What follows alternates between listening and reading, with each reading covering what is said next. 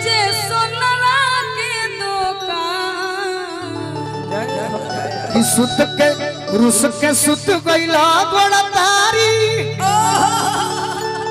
कोई नहीं मनावे तो देवे लगारी पिया हो मन करो तानी मन झुमका पे ए राजा हो सन चटकन मरल खिंच के गाल में सब गइनी देवाल में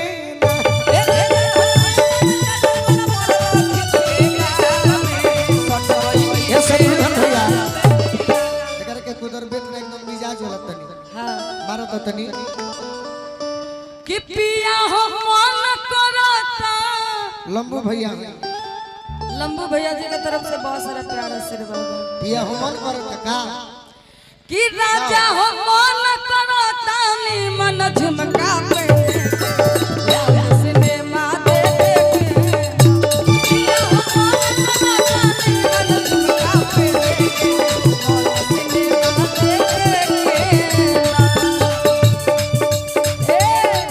ऊपर कोठा के माथा नीचे सोनरा के दुकान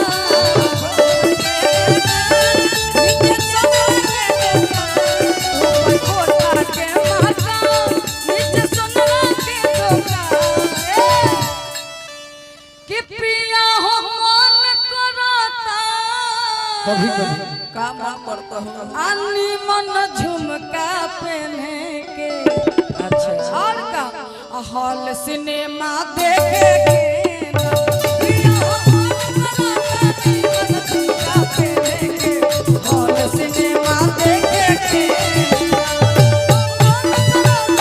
मन झुमका पहने के हॉल सिनेमा देखे के डोलल दिलवा ओए होए डोलल दिलवा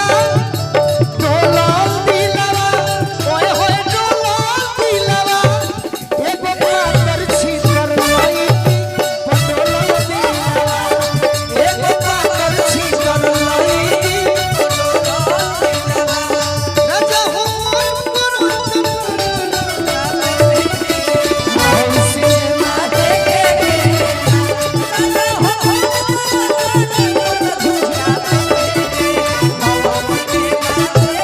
बाकी औरत बहुत तरी आगे का कि जब ले झुमका ना लईबा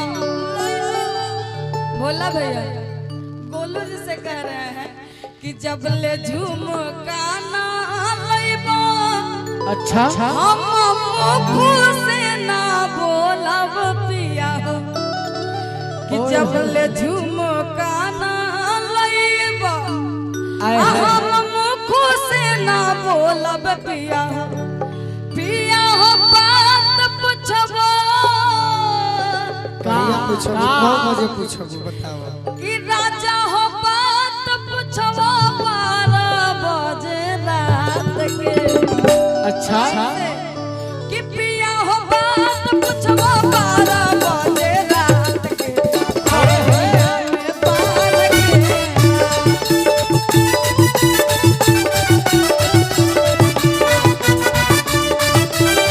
पिया हो बात पूछबो 12 बजे रात के हटिया में बांध के ना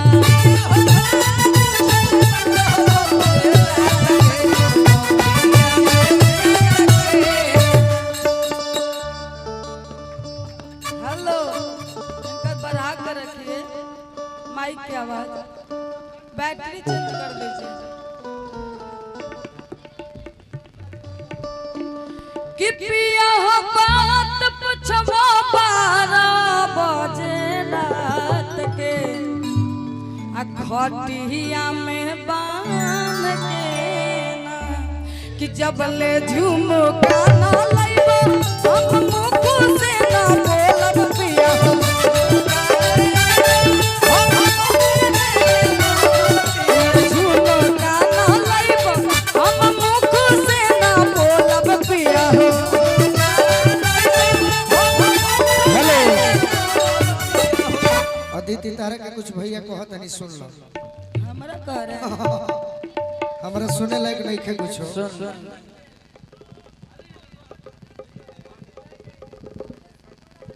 शैलेश गुप्ता जी के बहुत बहुत आशीर्वाद। बहुत सारा उनका प्यार है, बहुत बहुत धन्यवाद उनको।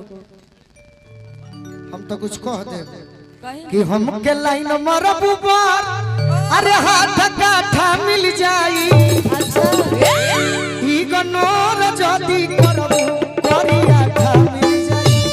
ई गनोर जदी करबू करिया खा मिल जाई।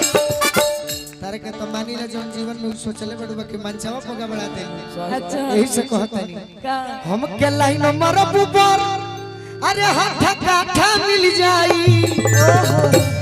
ई गनोर जदी करबू करिया खा मिल जाई।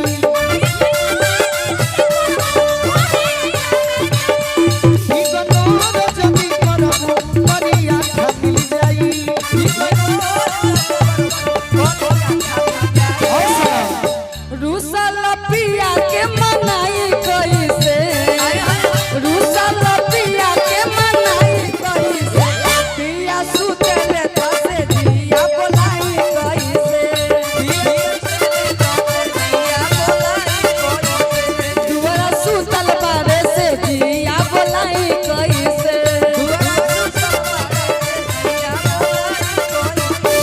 ई गनोर जदी करबू करिया खा मिल जाई।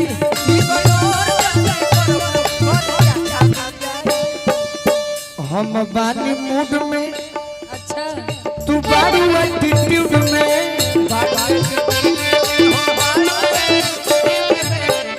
इसको लड़ा लाई तेरी पैबू बॉलीवुड में।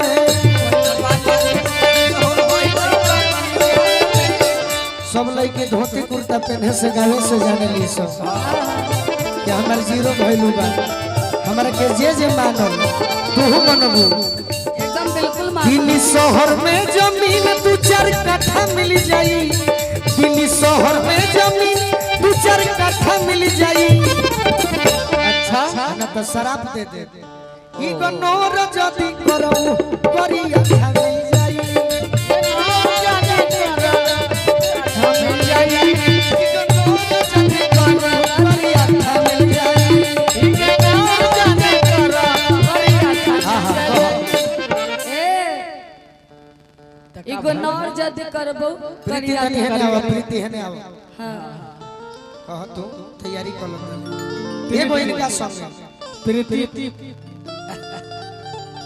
जनते बड़ू का कह सकत नहीं। प्रीति भी उतने सुंदर कलाकार, अदिति भी उतने चेहरा से हंसी गायब होके एगो ऐसने लोग के सुनाओ कि यूट्यूब पर भी चढ़े। अब प्यार के नया गीत जौन हो गइल बहू ना, जैसे हम घर लिखेगा वो छोड़ देले बनी का हो।